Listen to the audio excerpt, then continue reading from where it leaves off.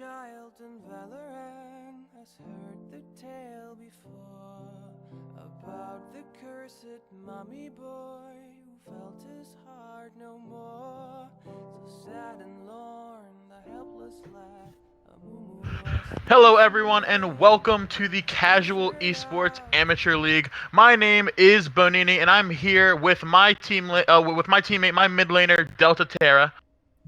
And hello, everyone here. And tonight we'll be looking at the game one of the Demacia Division playoffs match between Incendium Gaming versus Men's Women's Torment.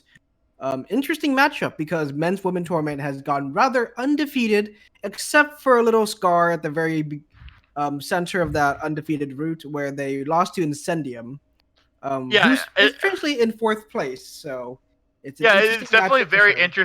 very interesting in Demacia because you have a team that has won every single game this split, all but one, and that game doesn't come to the second seed, doesn't come to the third seed, but actually comes to the fourth seed. So this is definitely a match to watch. It's definitely a series to watch. In my opinion, if any team can take down the number one seed in Demacia, it's going to be the side of Incendium Gaming. So we are now going to hop into the pick bands of the first game of the best of three. So we're gonna go ahead and pull that up right now. What are your thoughts on the draft from both of these teams? All right. For Incendium's picks, for sure, they're looking for a Yasuo Malphite combo wombo. They even have a Zac for another knockup opportunity for Yasuo itself. This seems like a very team fighty go in comp. Men's Woman Torment is interesting. They tend to be able to flex pick all of their champs because it seems like all five members of this team can play all five roles to some degree. So it's almost rather very difficult to draft against them. And even if you play against someone, it does not mean obviously the playstyle of people are very different, even in lane. So it's very difficult to draft against Men's Women Torment. Yeah, for Um, sure, and definitely one lane that I want to point out and definitely watch out for specifically is going to be the bot lane. On the side of Incendium, you do have a very strong bot lane with the Morgana Caitlyn, probably one of the strongest early game bot lanes that you can probably have. And then on the side of Men's Women's Torment, you do have the Heimerdinger playing that AP carry, supported by the Zyra, full AP in the bot lane. We'll definitely have to see how that shapes up. well, the thing is that the Caitlyn Morgana bot lane is very powerful and very abusive bot lane early game. Mostly towards other ADCs. It seems like the Zyra Heimerdinger is a response to nullify the aggression that Morgana and Caitlyn can provide. So it does seem like a counterbalance to a degree, because Zyra, and of course Zyra, everybody knows is a lane bully herself, and Heimerdinger is actually a lane bully because of his constant attacks from his little turrets. I see a little problem for Men's Women Torment is that they have a lot of AP and no ADC to back that up. They don't have a Tristana mid, they don't have Lucian mid or Ezreal mid or anything. They have to rely solely on Jax to do most of the AD damage. Renekton does provide a little bit of AD damage himself, but of course he does fall off late game if he does not get Shojin. Shojin does provide a band-aid over it. Yeah, it's definitely going to be an interesting game. But now that we have seen the drafts, now that we have seen what these teams are going to go for, we are going to hop onto the Rift now. We're going to see what happens in this game one of the Demacian Division semifinals. Men's Women's Torment did take the red side, and we do have Incendium Gaming on that blue side. All right. So we're looking for a scaling comp on both sides, really. More on they kind of scale approximately the same. Jax does want to get to late game where he does get unkillable. Mordekaiser is almost like more of a mid to late game champion. The bot lane does slowly fall off because they don't really have an ADC to boot up the very late game. Of course, we had the Yasuo Caitlyn to being the monstrous AD champions for late game. It seems to be very interesting, at least. It looks like we're going to be hopping into game very soon. I'm looking at all the runes. Anything particularly interesting? It looks like Yeah, Heimerdinger you did can go take ahead and count electric. down.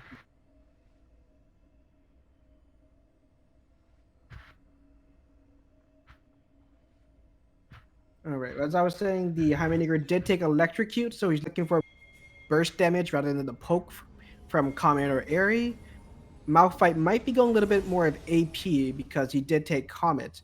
So I'm looking maybe towards a Ludens / tank afterwards for Malphite. Are we looking for an invade soon? But Yeah, we do definitely see something a little bit crazy here coming from the side of Incendium Gaming here. They do have all 5 in that bot side mid bush in the river there. But it looks like Zyra is going to spot them. I'll get the 5-man route. So yeah, all of them did get spotted out there. So you know, they definitely went for something a little early. Didn't pay off for them, but in the end, they really didn't lose too much either. right, so that wasn't necessarily the worst invade.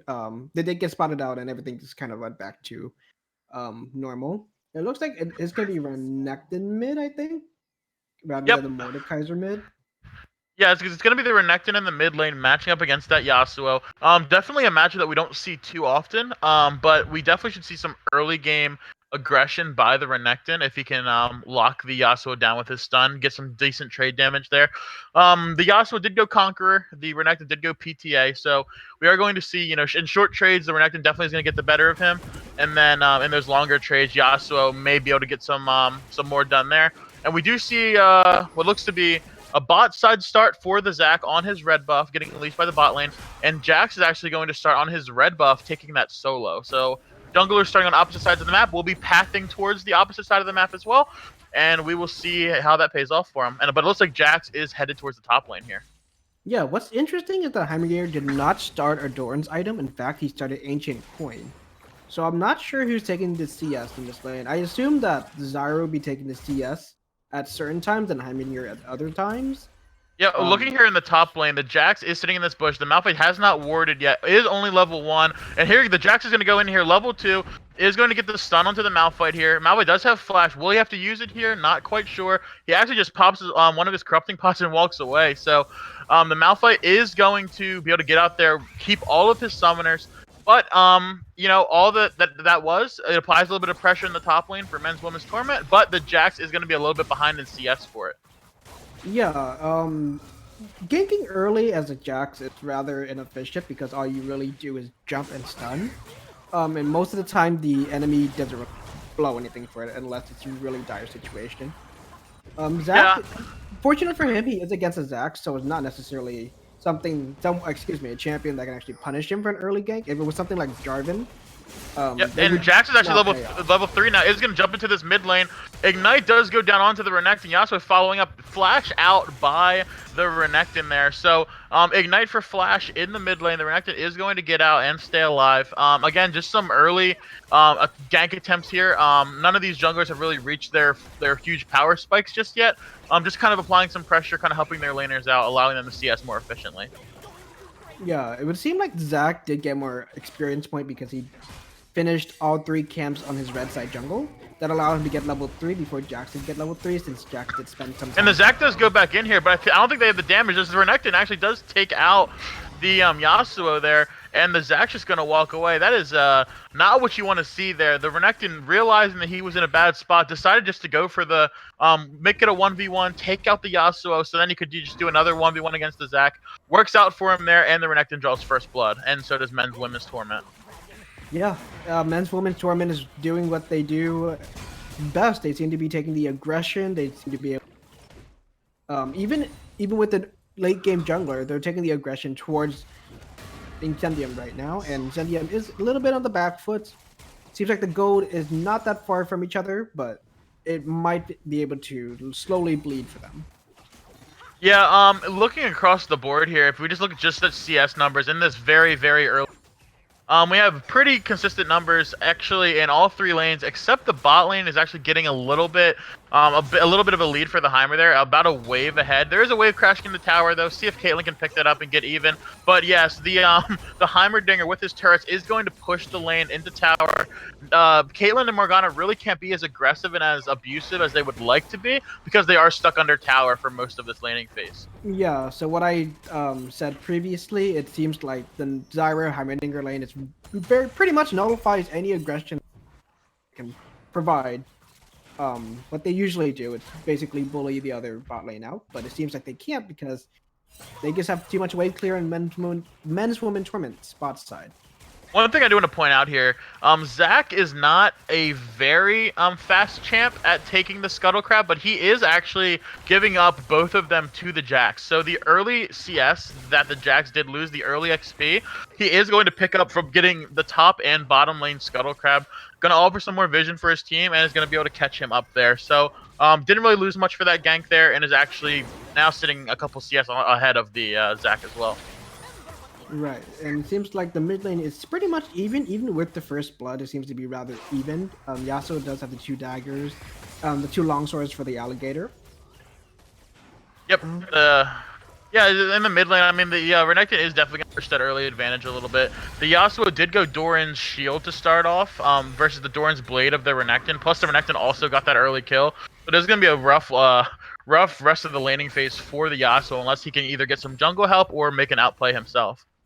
Yeah, but look at the top lane, it looks like Mordekaiser bullying this Malphite was you would expect. Mordekaiser is one of those champions who punishes melee champions a lot. And because Malphite is a melee champion, even if he does have a Q for an occasional poke, he will struggle to be able to CS and do any damage as Mordekaiser. Yeah, we look at the first backs in the top lane. We do see the Malphite being able to pick up boots, a Ruby Crystal, and a Control Ward, whereas the Mordekaiser was able to pick up a Hextech Revolver. So he's definitely going to be doing a lot of early game damage to this Malphite. I would have possibly liked to see maybe a Magic Null Cloak instead of the Ruby Crystal, but he went for the flat health there, which is also fine. But we'll definitely see how that shapes up. The Mordekaiser is definitely going to have the advantage up there early. Good route by the Morgana, actually, getting a tower shot put onto the Zyra.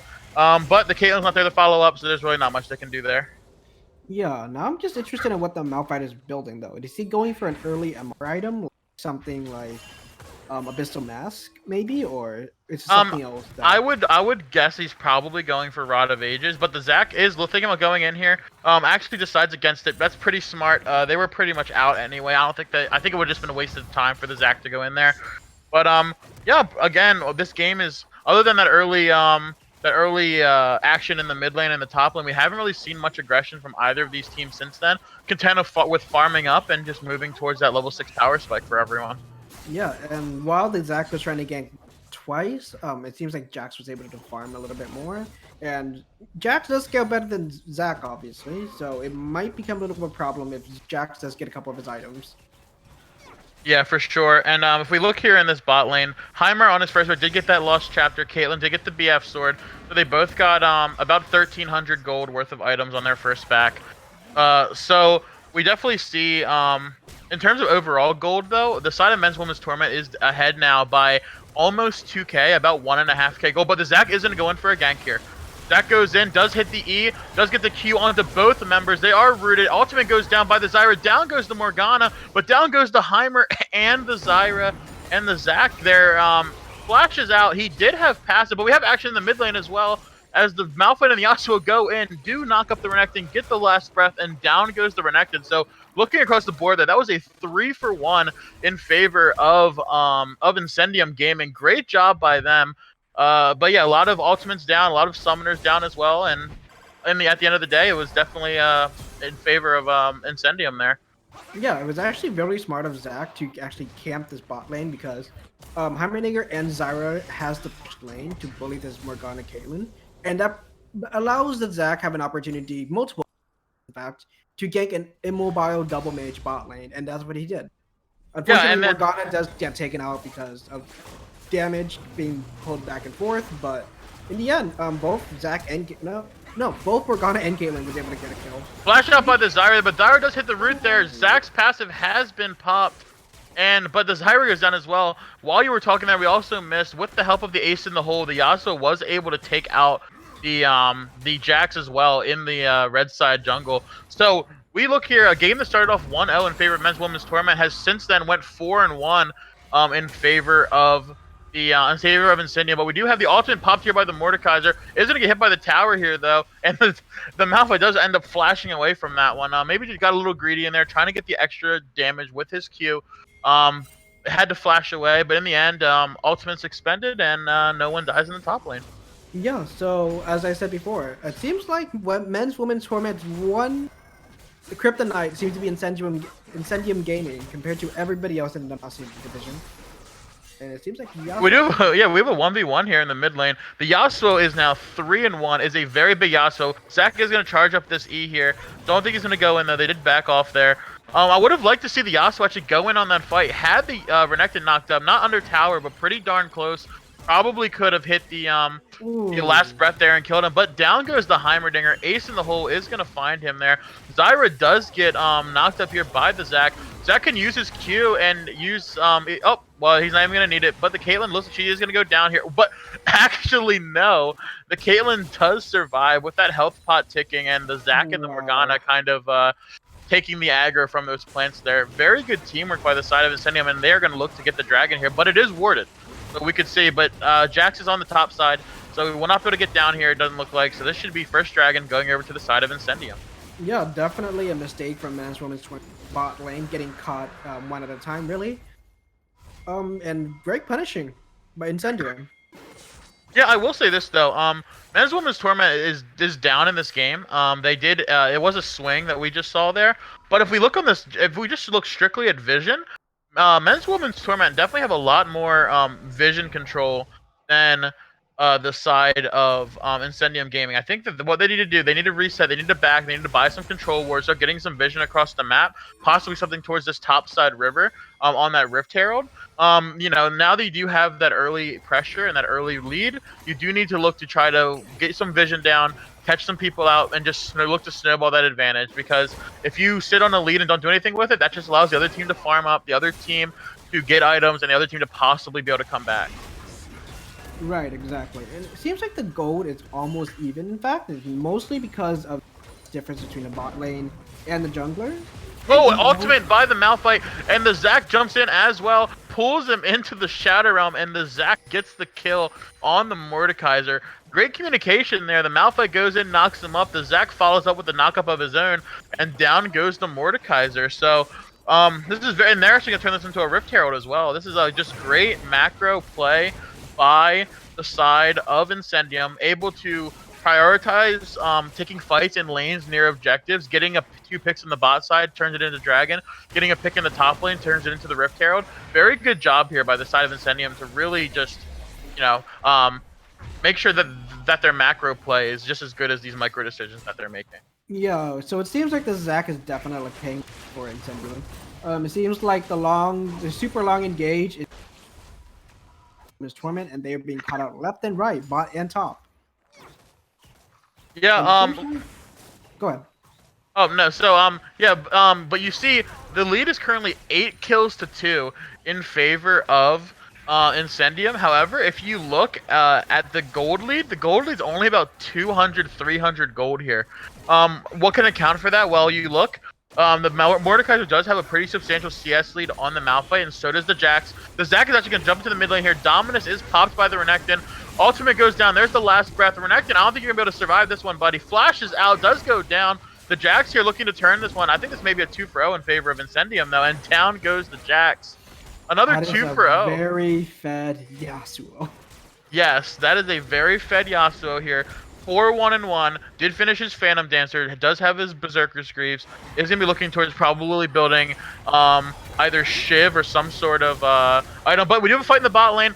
Down goes the Morgana, and down goes the Heimerdinger, and Caitlyn may try to force this one, but the Rift Herald was dropped middle. That looks like it's going to be first tower for the side of Incendium, but the Mordekaiser does have to flash away from the Zac there. Looks like he is going to get out there, but that tower is going to fall. And the Mordekaiser needs to be careful now, because if the Zac can hit a knockup, they can probably dive him under tower. He does have passive. Yeah, Mordekaiser is playing a very dangerous line right now. One tornado from Yasuo, and that just might be his HP bar. Yep, but back, so yeah. Yeah, he's gonna back there. The Rift Herald did get another charge on that tower. But yeah, so just like that, in the past, by getting that first tower and by getting a couple kills in the mid lane, we saw a 200 gold advantage, up to about a 2,000 gold advantage. So now the side of Incendium is starting to get that gold advantage back. They definitely prioritize the early game kills over CS in certain lanes and certain roles, but they are finally at that point where they're using that advantage to get towers. They're using that advantage to pressure objectives on the map, and this is what they're going to need to do to snowball this advantage here. So something about the Jax build, he is going warrior. That's rather interesting because there's usually is only 2 Jax build that I know of. There is the Blood Razor. Malphite does go onto the Renekton there with the ultimate. The Yasuo follows up with the last breath, and the Renekton is caught out there. Yeah. Again, just great teamwork by the side of Incendium to get that. Okay. Yeah, and the Heimerdinger needs to run for his life, but it looks like the slow is going to be enough. Should be able to use the blast gun here, but does get knocked up. What a flash tornado by the Yasuo! That was actually pretty awesome. So yeah, but in the middle of the topic, Jax usually only has 2 builds. That he usually goes in Blood Razor, which is the attack speed damage build, or the Cinderhole, which is the more pro build, definitely the tankier Jax. Seeing a warrior is rather interesting. I wouldn't really suggest it. Jax AD scaling is not that amazing as you think it is. His scaling is really more on attack speed and the ability to go to late game, stacking his passive so quickly. Yeah, and looking here on the side of Incendium, looking at that Malphite in the top lane, he did go Merc Treads first, did rush that a magic resist, but is now looking to build towards Sunfire Cape. I'm not sure if that's really the best item he could go for here, especially on a team where the 2 AD damage dealers on the side of Men's Women's Torment are at a combined 1 and 5 right now. It may not be where you want to put most of your gold into an armor item, but at the same time, it is definitely gonna be good for him moving into getting some of this CS as this laning phase does come to an end here. But look, the Heimerdinger is jumped on, and that's a dead donger. Yeah, that's unfortunately there was no there. It had a control ward. And Incendium got a pick on a Heimerdinger who walked a little too far to the sun. Yeah, and the Jax is looking for an invade here on top of a control ward, and actually loses the blue buff to the Yasuo. Missed a smite there, flash over by the Malphite, but the TP is coming in. The stun comes in, the ultimate goes in as well. Mordekaiser takes the Yasuo to the Shadow Realm. Actually, should be able to get a shutdown here. Last breath comes out. Oh, this is going to be a close one, but the Yasuo gets the crit there on the Q, but the Renekton does take him down. At the end of the day, it's just going to be a 1-for-1. Blue buff is getting did get transferred over to the Renekton. That was a lot of ultimates burned for just a 1-for-1 trade, but now the Renekton looks like he's going to get caught out here. He's going to have to flash this wall. Oh, he tried to slice and dice, but didn't make it, and down goes the Renekton. That is unfortunate. So something that Jax did that might have actually allowed it to be a 1-for-1 was that when the Malphite ulted the Jax, the counter strike did actually finish, and Yasuo was stunned during the knockup, so he could not press his last breath. So unfortunately for Yasuo, he could not have that 1 little second of pressing his ult, and that might have actually allowed it to be a 1-for-1 rather than 2 for none. Yeah, So, of course, yeah. The Jax was able to get his counter strike off there, which did definitely make the fight be more in Men Women's Torment's favor. Moving in here, we do see complete, or at least what looks to be complete objective control over on the side of Incendium Gaming. The 2 Cloud Drakes were taken, the Rift Herald was taken. Next objectives that you're looking for, Baron coming up in a minute, Inferno Drake coming up in about 2.5 minutes. We're definitely going to see if they can maybe look to push to have a couple team fights before then. They are stronger than the side of Men's Women's Torment right now. Try to fight them, pick up these objectives, and then just use it to open up the base. Yeah, something that Men's Women's Torment does have going for them is they have a lot more vision opportunity than Incendium Gaming. They have a Heimerdinger that has a sight.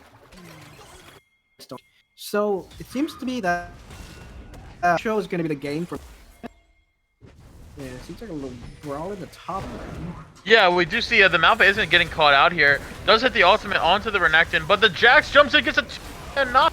But Yasuo's nowhere to be found, but it doesn't matter. Down goes the Jax. We have Let's Bounce, and the Mordekaiser does take Caitlyn to the Shadow Realm. Down she goes. Morgana caught out here. That's actually, looks like that's going to be, oh, but the Jax is able to jump to safety. But that is actually going to be a 3-for-1 in favor of the side of Men's Women's Torment. So actually a really good fight for them. Baron is going to come up here. They decide that they can't go for it, even with a Heimerdinger. It may be better safe than sorry to go for it. It seems to be too little too early sure. Yeah, a little too early for them. They definitely have a comp that can definitely burn down a Baron with the turrets, with the plants from Zyra, but without an AD carry, you really don't have that sustained damage to take that Baron down. Yeah, they're just gonna rely on getting the one turret in top lane and possibly a mid turret, which actually I lie. Yeah, the Zac actually saves that mid tower there. But they all get out for free. They're not gonna lose a life for pressure on that tower. We'll definitely see. I mean, looking at the gold lead right now, the gold lead is only 300 gold now. 10 kill game. All objectives have went over to the side of Incendium. But if you look, the gold lead is only about 300 gold. So this game is definitely not over by any means. We'll definitely be able to see. Looking towards these team fights, I mean, one team fight happened already, and it was won by men's women's Torment. So we'll definitely have to see if they can find a fight for them, win that fight, and then look to turn it into one of these objectives. Yeah, but something that I guess none of us actually saw was that during that team fight, Yasuo was able to split push and get the second bot turret. So that actually is on the side of Incendium Gaming. Looks like a blue buff will be taken by Incendium Gaming themselves. Yeah, that is true. It was a 3-for-1 in favor of men's women's Torment, but the strongest member of Incendium was not there. But we do see the Yasuo is going to get collapsed on here. Does have to flash away.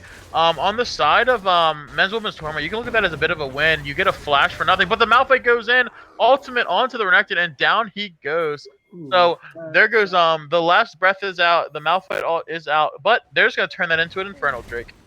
yeah, that Malphite Yasuo comp, so deadly. You have to be very wary where Malphite is in this team comp, because if you get caught, it's gonna be pretty much a death sentence for someone or several people. Yeah, and we look on the side of Incendium here. They are pinging the mid lane, looking to push this in. It looks like, or actually, it looks like they're actually moving towards Baron here. I don't know if they're going to go for the Baron or if they're going to try to maybe set up a death bush.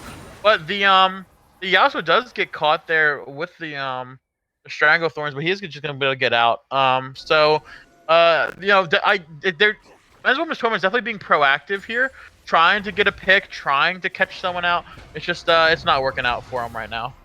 It's rather difficult because they really don't have any engage. They're really strong to engage if Jack's jumping in with a counter strike.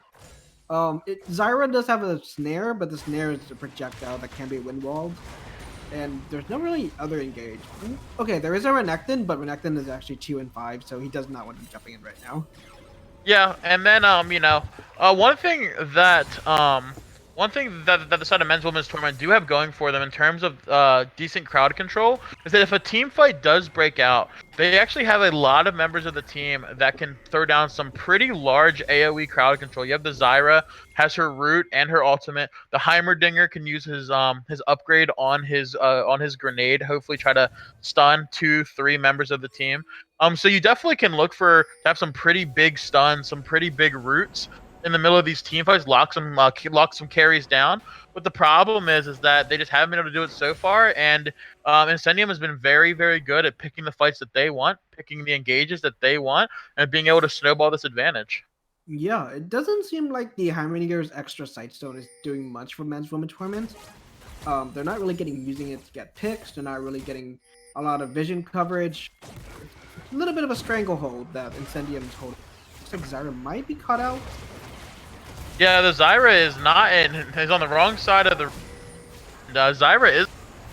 They should be able to turn this into a Baron as they hop right on top of it here. They are going to try to get this Baron, burn it down. Let's see what happens here. Jax is here.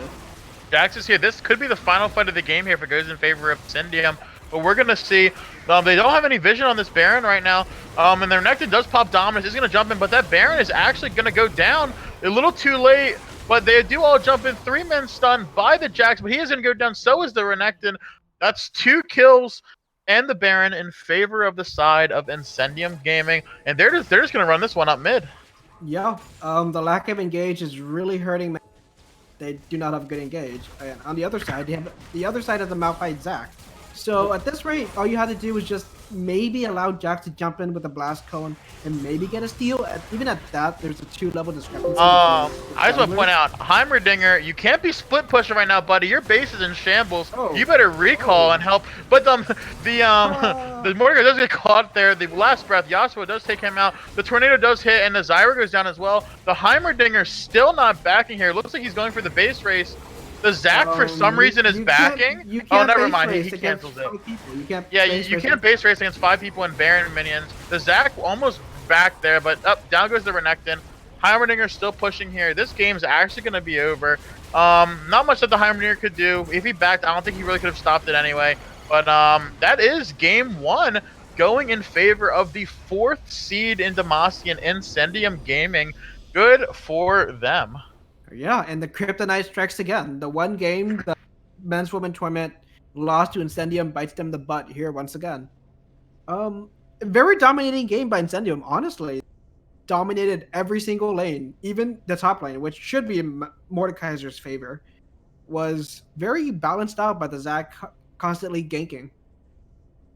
Yeah, the very good early game pressure by that Zac was able to set up some early game advantages for the side of Incendium Gaming, and they were able to snowball that into objectives, into towers, and eventually into that Baron, which ended up winning them the game. Yeah, and I'm interested to see what we see in game 2. Do we see the Zac get banned? Do we see the Yasuo taken away? It seems very oppressive. Yes, game 2 is going to be very, very interesting. But before we get there, we are going to take a quick intermission, a quick break. But for everyone in chat that is watching, coming up with this game 2, what do you guys think is going to happen? Is Incendium going to take this series? Are they going to take the 2-0 sweep over the number 1 seed? Or are men's women Torment going to fight back and possibly grab a game and send us to game 3? What do you guys think? We'll see you guys right after the break. Stay with us.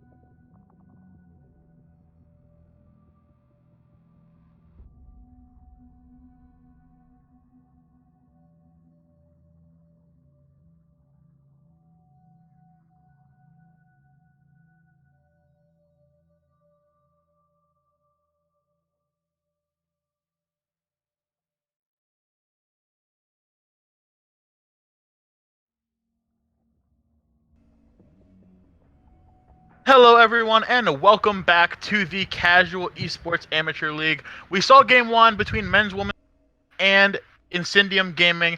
Incendium Gaming, the fourth seed, did pull it out, did take Game 1. We are about to be ready for Game 2 here. Delta Terra, we're looking at these drafts now. What do you got to say about this? I see the big Zac. I see the big Yobana. That means that they do not want to fight this Yasuo Zac combo ever again. So Incendium replies with, "Hey, we have a Jinx. Let's scale. We have a Jinx and Jax. In fact, let's scale." Yeah, and they Um, have that Yorick as well, that split pushing threat, going to be in the side lane almost all game for the side of Incendium. And it looks like he's going to be matched by the Darius, so we'll definitely have to see in that top lane who gets the early advantage. Darius definitely is an oppressive laner to go against, but the Yorick honestly just wants to farm up until he can get some items and then just look to split push the entire game. So we'll definitely have to see how that matchup goes. yeah, there's a champion that exists in League of Legends called Kog'Maw, and it Oh. seems like men's women Torment decided to go Kog'Maw and Ezreal. I have been informed that this is actually an Ezreal support. Strangely enough, where I'm gonna see what it is in game. I would have rather had them play a Galio support and Ezreal mid, if that was the thing. But it seems like Galio would be heading to the mid lane. Yeah, actually, looking at this pro draft, I think we may actually have had a change from what actually occurred in the game itself. It looks like the side of men's women's tournament is actually gonna be going with a Jax instead of that Darius in their draft, and the side of Incendium, instead of having the Jax Echo, instead of having that Jax, are actually gonna have Twisted Fate in the mid lane. So a little confusion with the pro draft here, but it does look like, so it is actually going to be Yorick and Jax in that top lane, Twisted Fate versus Galio in the mid lane instead.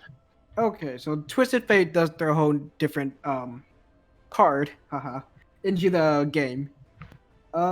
Because he has such a powerful global pressure, it is going to be interesting for them to see what Incendium does with that global pressure.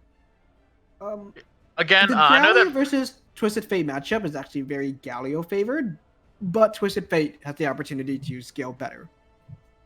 Yeah, and looking here, I know that the first game we definitely put an emphasis onto the bot lane. We're gonna have to do that again. We have a Jinx Morgana from Incendium, a very just a very kind of normal bot lane that you see quite a bit. On the side of men's women's Torment, we have a Kog'Maw Ezreal in the bot lane. So that's definitely something different. Something, the duo 80 carries in the bot lane. You're gonna probably see one of them take more of a supportive role, probably that Ezreal. Have the Kog'Maw focus more on being the actual carry. He does scale a lot better into that late game. Ezreal could definitely help him out early, throw some poke down, make sure that Jinx and Morgana can't be as effective. Now, I'm interested if that's going to be an AD or AP Ezreal in the support. I would think it's AP because it just provides a more interesting array of damage in the bot lane. Kog'Maw does actually do a lot of AP damage himself. Yeah, and AD one thing I does take a little bit more time to scale. Yeah, for sure. And one thing I do want to point out before we do hop into this game, in the regular season, these two teams, we mentioned it beforehand, they did split 1-1. Each of these teams did win their match on the blue side of the Rift. Game 1, men's women's tournament had their side selection. They actually chose the red side, and Incendium won on the blue side again. Blue side is undefeated throughout this series, throughout these matchups, throughout the season between these two teams. Will it be another blue side win? Because if it is another blue side win, we're going to be seeing Incendium moving on to the finals of Demacia. But we have to find out. Game 2, let's hop onto the Rift. Here we go. Men's Women's Torment versus Incendium Gaming. Wow. All right. Very interested in see. It's a Dark Harvest Kog'Maw. Is that AP Kog'Maw? Yeah, it's going to be definitely very interesting to see exactly what all of these exactly what all these players on the side of men's women torment do. They are known for role swapping. They are known for playing some very interesting picks. So we'll definitely see what happens here. The Kog'Maw does go Doran's Ring, so this is going to be an AP Kog'Maw with an Ezreal 80 carry, I guess, that goes Spell Thieves. Maybe it's double AP in the bot lane again. Very interesting. That's some innovation that I have to point Yes, out. the men's women's tournament is making their own meta. That is for sure. Yeah. The problem with Spell Thieves is that when you CS, you don't the gold generation stops for a certain amount of time. And if Ezreal is taking the CS in this lane, which I don't think he is because Kog'Maw does have the Doran ring, um, it does stop a generation of gold on spell. One thing I Because want to point out though about this, if this is double AP in the bot lane again for the side of men's women's Torment, that means that their only AD threat on the entire team is gonna be that Jax on the top lane. So, if that's the case, then we could definitely see some people on the side of Incendium stack the magic resist, almost negate a lot of the damage coming out from men's women's torment. But at the same time, Incendium really doesn't have a true tank on their team. Yorick is probably the closest thing that they have, but he's more of a split pushing bruiser in the side lane. So we'll definitely have to see how this shapes up as we go further into the game here. yeah, for sure. It seems like the lack of a true tank might hurt Incendium a lot, considering they could have potentially just gone Psy on top and just build some MR against this comp of 4 AP champions. Seems like Now, it is probably going to be Poke Kog'Maw, and Poke Kog'Maw was a thing back in like season 4 and 5, but ever since the rework that they gave him several seasons ago, it really cut down his damage to be more of an execute damage. And that basically killed off AP Poke Kog'Maw for a very, very long time. I don't think they're ever going to change him back. yeah, and the So, Kog'Maw is the one that's taking the CS here, so he is going to be the carry in the bot lane with that Ezreal support. But the Ezreal is just content to farm with his Kleptomancy and the Spell Thieves. Is going to probably be very his economy is going to be very good in the bot lane. Having that Klepto, having the Spell Thief should be able to, rack up a decent amount of gold even from the support position. Will still be relevant as we move into the mid game. right. And okay, so the Galio Twisted Fate matchup actually does go through the Galio favor at level 6. TF does have more roaming potential at level 6, but Galio, all he has to do is play responsive against this TFO. So that actually is pretty much a soft counter to TF. Yeah, but basically, whenever the TF uses his Destiny, does go to another lane, all the Galio has to do is figure out who's the target and jump around on top of them and protect them. So definitely we do see a very counter it's definitely a counter matchup in the mid lane with that Galio into the TF. But we are going to see here across the board early CS numbers very even across the board. The Jinx does have a bit of a lead on this Kog'Maw, but the wave is crashing. Kog'Maw will be able to pick up the rest of the CS and hopefully stay within even. Alright, something I don't agree on for TF is getting what's that called? Comment.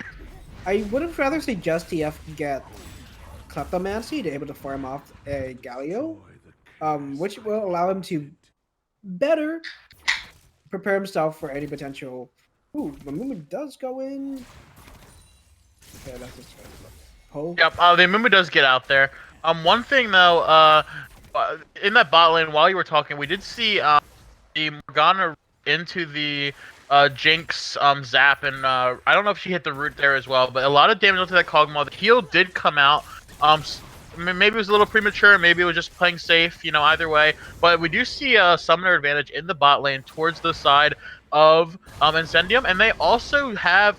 Oh, and actually the Galio goes in here under tower on the Twisted Fate. The Twisted Fate does survive though, so we do see him getting out with a sliver of health there. But like I was saying, in the bot lane, they have the summoner advantage anyway. They did take Ignite versus the TP of the Ezreal, and now the heal is down as well.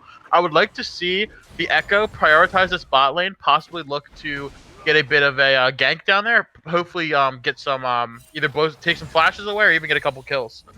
Right. The problem is with Echo Gank, right? Was Echo 6 tower diving is a little dangerous on his part, and this is a Kog'Maw Ezreal, or this is not a Heimerdinger. They can't push out at all. Right. So ganking is a little difficult. It is very much possible, especially if that snare. Flash out by the Kog'Maw there. A lot of damage onto the Kog'Maw is getting hit. These are some good Morgana roots by the side of Incendium, but we do see the Jax in a rough spot here. Is getting taking tower as well, but first blood is going to go over to the Yorick from the side of Incendium Gaming. So Early advantage on the side of Incendium on that blue side. Can they snowball this and take over the series? Yeah, a little misstep from the Jax there.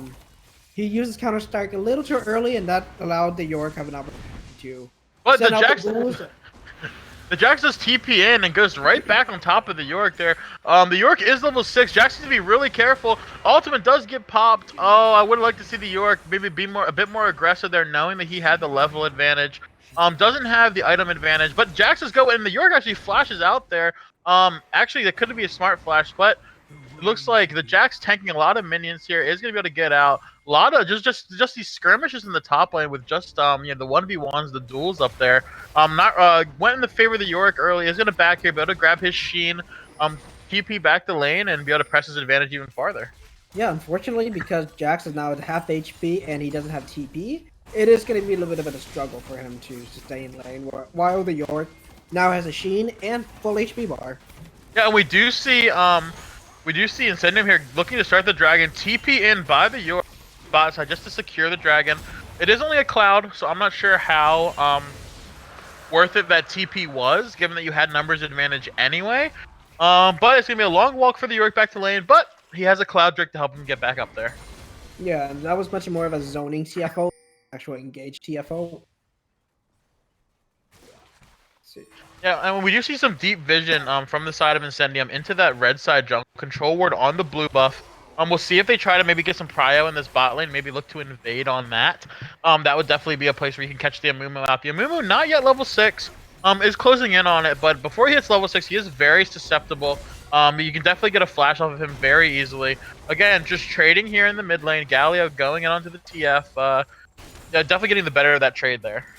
Yeah, Galio's has Aftershock, which after practice just gives him a bunch of armor and MR to protect himself any damage, return damage TF can throw at him. So that trade will always go to the Galio's favor. Yeah, and that was actually very interesting. I just realized the Maiden of the Mist was actually pushing the bot lane there as the York was top. So he did let the Maiden of the Mist go through the bot lane, kind of help them push that lane out even more. But at the end, the lane is just going to reset right in the middle. And the Jax does go onto the York here. Does get stopped, though, by the wall. Yeah, so the CS difference in bot lane is getting larger and larger as Jinx is almost at 60 CS, while Kog'Maw just barely passed 30. Yeah, that's definitely something to look for here. The Jinx is definitely ahead in terms of gold, but she could get caught out here, actually. Flash ult by the Amumu. Jinx does go down, and the rest of Incendium is running for their lives. A little unfortunate. She took the wrong pathing and got punished for it. This Yorick prism or wall, whatever you want to call it, is really messing with this Jax now. He can't get onto the Yorick like he would like to. He is using that jump early. I would like to see him maybe try to go onto the Yorick, save the jump for when the wall goes down.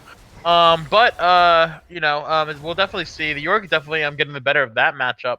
But across the board, the gold lead is actually in favor of men's women's Torment here. Are down a dragon, but are up in CS in the mid lane and the top lane, so that they're definitely pushing that advantage there. The Morgana does step up, miss the root. Echo does go in as well. The stun goes down, actually uses R there. I don't think he needed to use it that early, but at the end it was actually just an ultimate for an ultimate. It looks like, and no one dies.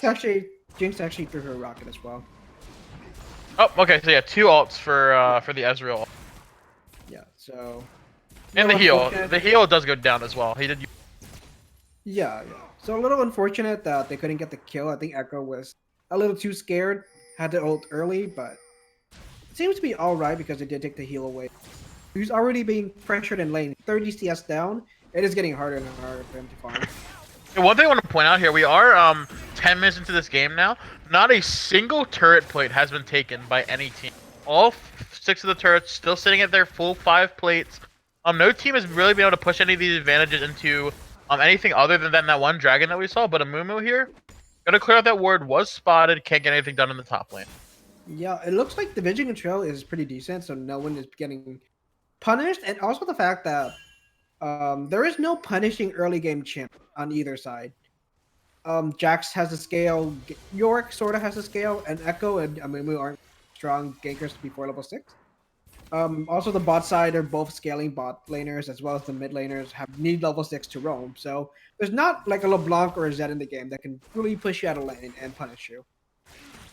Yeah, these teams really are just waiting for the late game here. We have the hyper carries teams with the Kog'Maw and the Jinx here, but usually you look for that hyper scaling AD Kog'Maw. The AP Kog'Maw isn't going to have that same ability to scale into the late game. Definitely will be able to do a lot of damage, but it won't be to the same level that we would usually see in AD Kog'Maw. Yeah, so that Kog'Maw is going to be much lower in attack. He might be. Destiny comes in here into the bot lane, actually. The Twisted Fate goes in, does get the stun onto the Kog'Maw. Kog'Maw does go down. Great proactive play there by the side of Incendium Gaming to use the Echo and the Twisted Fate ult to pick up a kill there. Galio could not react in time, didn't have the range on his ultimate to get down there, and down goes the Kog'Maw. Yeah, good play out of TF, able to use his quicker, and Galio was able to get in, and that netted them a kill, and Incendium is a little bit ahead. And it looks like we're finally gonna get some turret plates down here in the bot lane. Jax does go onto the Yorick there, but the Yorick actually getting the better of this trade here. We could have seen, but the wall is down. The Jax did wait for his moment, flash in, and the flash out by the Yorick. So Jax getting the better of that one there. We do see that the Rift Herald was taken and dropped middle. So for all these plates that Incendium is getting in the bot side, we could see a tower go down in the mid lane. Flash by the Jax, but the wall keeping him just out of auto attack range. Now the Jax is the one that has to run for his life. Yeah, it looks like he might be able to die from the maiden. I think yes. Nope. It looks like the Jax does get out there. Same with the Yorick. Flash for flash, ultimate for ultimate. Down there. But we do see the Rift Herald taking the mid tower. So first tower does go down in favor of the side of men's women's Torment. They are going to be able to have a little bit more map pressure now that the mid tower is down. A little bit more freedom where they can move throughout the middle of the map. It's definitely something, a good thing to pick up. You lost a kill in the bot lane, but you pick up that tower in the mid lane. I think it's more than. Yeah, that tower basically gave them about a 1.2k gold ahead of Incendium, excuse me. So that tower is much more worth than a single kill in a Kog'Maw. It looks like Kog'Maw might be dying again very soon. And it looks like Kog'Maw does go down from the Echo ult, yes. Yeah, and we do see the Kog'Maw going down there. The Kog'Maw did go ahead and the Kog'Maw did kind of not really anticipate the stun there by the Echo. Did stand right in the range of the stun. That stun after the buff has actually gone up to, I believe it's 2.25 seconds or something around there. A very long stun. Actually, let me check. It's now up to. I don't want to be wrong here. It is up to. No, I can't do it. Okay, I believe it was like 2.5 seconds, something like that. Very long stun, locked him down. Nothing that the Kog'Maw could do there. Doesn't really have any mobility spells. The Ezreal does E in. Actually, Ooh, that's risky, and I think he gets. Oh no. Okay, he actually does survive there. Yeah, he actually survives that one, but the dragon does go in favor of the blue. So we do see first tower going to the red team, but the blue team are able to pick up 2 dragons. So this gold advantage, not very. Oh, but the Amumu over the wall, but does hit the curse of the sad mummy, and down goes the Echo. See the Echo there backing on top of a ward there. Didn't realize it was there, and it is going to pay for it. Actually, it wasn't a ward. It was strangely enough, it was a zombie ward that decided attacking, and Kog'Maw had enough damage on his Dark Harvest to proc Echo's. Excuse me, not proc. To make Echo low enough for the Amumu to him. Well, just great heads-up play there by the side of men's women's able to take that, but that's a lot of damage onto the Kog'Maw. And the Kog'Maw is going to go down here. The Ezra does have, and actually very good fight there in the bot lane for Incendium. This Jinx is getting very strong now. Oh, and the Mumu flashes in but gets rooted. And here comes the Twisted Fate. Does hit the gold card there. Does take the Ezreal down, and down Ezreal goes. Now the Amumu is running for his life. Oh, but the gold card did not come out from Twisted Fate. Accidentally took the blue card there. A little bit of a misplay on the TF. He did have the gold card. Accidentally waited a little bit too long, and the gold card rotated back. Yeah, and here the Echo actually moving into this top side now. The Amumu trying to fight the Echo 1v1, and actually the Amumu gets the better of that trade there. His Aftershock did a lot of stuff to stop that early damage. And the Soul Shackles comes out from the Morgana, but the Amumu comes in. He's able to clean up that one with the Tantrum. And now the Amumu and the Galio here looking for the 2v2. Galio does go in, flash out by the Twisted Fate, dodges the True Shot Barrage. And this bot lane, we just have constant fighting going on down here. Also constant fighting in the top lane. The Jax jumps onto the Yorick there. Maiden of the Mist comes down. Jax, you need to run away. You can't be fighting under that. And he is going to run right back to lane and just more trading in the top lane, but not much to show for. Yeah, so it seems to be the story of the top lane kind of fighting between amongst themselves, while the rest of its team kind of fight 4v4. And it seems like men's Torment is. And the Echo there, diving in, dying, did have ultimate available. Just didn't respect the damage there coming out of the AP. Yeah, I think he thought he would have lived, but that E and ult on the Kog'Maw did so much damage. Yeah, a lot of damage there from the AP Kog'Maw. The Ezreal is building. He took tier first, but it looks like he's gonna be going straight into Triforce. So definitely very interesting. Galio is actually going to get caught here by the Yorick wall. It does have to flash out. Will he be able to get out here? The Proto Belt. Oh, but down he goes there. I think if he would have used the Proto Belt towards this other side of the blast crit, it went over the blue buff wall, he probably would have lived.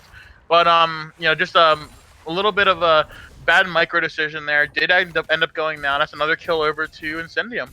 Yeah, unfortunate, but it does happen to all of us. Greeting for that mid lane trade actually might be down the second. That opens the map for men's women's Torment even more. Yeah, you look, I mean, down 2 kills, down 2 dragons, but still up about K and gold towers in the mid lane. Really, are really good for the side of men's women's Torment. Opening up the map, almost the entire inner portion of the blue side jungle is now free game. You can look to get some deep vision in there, look for picks in those areas if you know where other people on the map are, because you don't have to worry about those towers keeping you locked into a certain area. Right. True Shot Barrage is actually coming in from the Ezreal here. Is going to hit all 3 members. I don't know what made him fire that there, but flash in by the Yorick. Amumu does hit the Curse of the Sad Mummy, jumping onto the team. Galio is going to use the ultimate, and this is a good fight here. Jackson coming from the side. Let's hit the 2-man counter strike. Galio with the double kill. Super Mega Death Rocket coming in, but not enough to take the Amumu down. And that's actually a 2-for-0 in favor of men's women's Torment. 2 kills onto that Galio. Yeah, that was a little greedy in Incendium, because mostly the fact that they knew that Amumu had his ult. They knew Amumu needs to be careful about this red buff. Is that revenge of the red buff? Revenge of the camps? Nope, Amumu decided to run away there. Oh, and he's still getting chased, but he's actually going to make it out there. Definitely a good decision by the Amumu. One more from the Brambleback was going to take his life, but this Jax now melting this tower in the top lane. Top lane tower is going to go down here. Nothing that Yorick could do about it. But I think Yorick is going to be content just still to sit up in that top lane, continue to farm, continue to split push, and look towards Bill. Oh, but the Ezreal does get rooted here, double rooted, and that Ezreal is going to go down. Not enough damage there to save him. Flash in by the Echo. The Echo picks up the Kog'Maw as well, so we see a 2-0 in favor of men's women's Torment in the top side. We see a 2-0 in favor of Incendium in the bot side. These teams definitely being very careful to trade out these kills. You know, none of these teams really wants to just give in, and we have a very close game here moving into 20 minutes. Yeah, and it looks like it's going to be another air drake for Incendium, making it 3rd air drake. They are moving very... Yeah, they're moving very fast there. I mean, ideally, you would have won 3 mountains if you're looking to push down towers or objectives, but the Cloud Drake, there is going to be a lot of speed here. We're going to allow people to rotate a lot faster, going to allow the Yorick to continue just to split push, run back the lane, maybe save that teleport for a possible TP. Yorick actually going to try to take this tower down here. Does have Triforce now, so his Q is going to be up very fast. And that tower is going to go down there. Not much Ezreal can do here. He has to... Yeah, he's just going to have to kind of try to pressure the Yorick off, which he will, but the Amumu is coming in. So we'll see what they can do. But nope, he's going to decide against it. The wall is going to come down, stop the Amumu from going in. But we do have a TP towards the bot side. The Twisted Fate actually TPing in to save this bot tower. Yeah, and the matchup between Yorick and Jax is actually very favor past level 6. Unfortunately for York, the Counter-Strike basically nullifies anything that his ghouls and the main can do. And once Jax pretty much gets at least 2 to 3 levels on Counter-Strike, yeah, this happens. And we do see the Jax actually doing a lot of damage now. The Jax doesn't have a kill to his name yet, but does have 2 assists and does have that Triforce completed with a lot of CS. And he's just going to jump onto the Echo, no ultimate, and the Galio does take him down. 3rd kill for the Galio, who is currently sitting on Luden's Echo and a Proto Belt, is very strong right now in this mid game. But yeah, another assist for the Jax. He is doing a lot of damage, and he's just going to keep scaling as we go farther and farther into the late game. Yeah, and Jax is slowly becoming more of a problem, especially with the Galileo protecting him. And every time he jumps in, it's going to be a lot of on the side. Yeah. The Amuma does go in, Curse of the Sad Mummy. The Morgana gets blown up, and down goes the York as well. Double kill for the side of Men's Women's Torment. Galileo does get rooted there, but there's not much they can do. And actually, the Kog'Maw is in some trouble now as the Kog'Maw goes down, but the Jinx is going to trade her life for it. So at the end, it is a 3-for-1 in favor of Men's Women's Torment. Great fight for them. We were able to take 3 kills and only lose 1 member. And weren't able to get that bot tower, but definitely were able to get some pressure on that bot side of the map. Right, and it seems like the Jax, this time around, the Jax, being able to go top lane is actually much better than Jax in jungle, I believe. He does get a lot more farm in the top lane than he does in the jungle, and that allows him to scale much better. Seems like for sure. Farming now. Looking across the board now, MWT does have 3 bounties on their members. The Gallia with the 400 bounty, the 150 top lane, and the 200 in the this Incendium is definitely gonna want to take those bounties off, get some of that gold back. But right now, MWT is definitely in control of this game here. They have more map pressure with those towers on the top and mid being down. They don't have the dragons, but they're only Cloud Drakes. They're not really gonna lose you the game. They're definitely the stronger team right now. It's really sad for Incendium, actually. They do have a Jinx that scales, but and even the fact that the Kog'Maw is going AP, no one is building magic resist on Incendium's side. Other than the little bit of magic resist on the York. Echo is not building any MR. TF has Merc Treads, but that's not really any massive amount of MR. And obviously the Jinx is not going to be building any MR unless she gets Mercurios later. So yeah, now it's a struggle for them to survive. I definitely would have liked to see Tank Echo come out, or at least a bit of a tankier Echo. Here for Ninja Chopper in the jungle. Did decide to go for the Runic Echoes, building into what I believe is the Lich Bane now. So he's going to be doing some decent damage, but if he'll be able to survive, we'll have to see. He does have the ultimate as kind of a get out of jail free card there. Kog'Maw here actually in a bit of a bad spot, does pop the heal to get away. So you have the ultimate for the heal, so which is actually a win for the side of Incendium. But I don't know, it definitely seems like Incendium is a little disconnected right now, a little unorganized. Kind of people are going for things like one-on-one or going to trying to get some advantages in maybe areas that aren't warded as much as you would like them. We definitely have to see it with this next dragon coming up. I think we may see a 5v5 fight.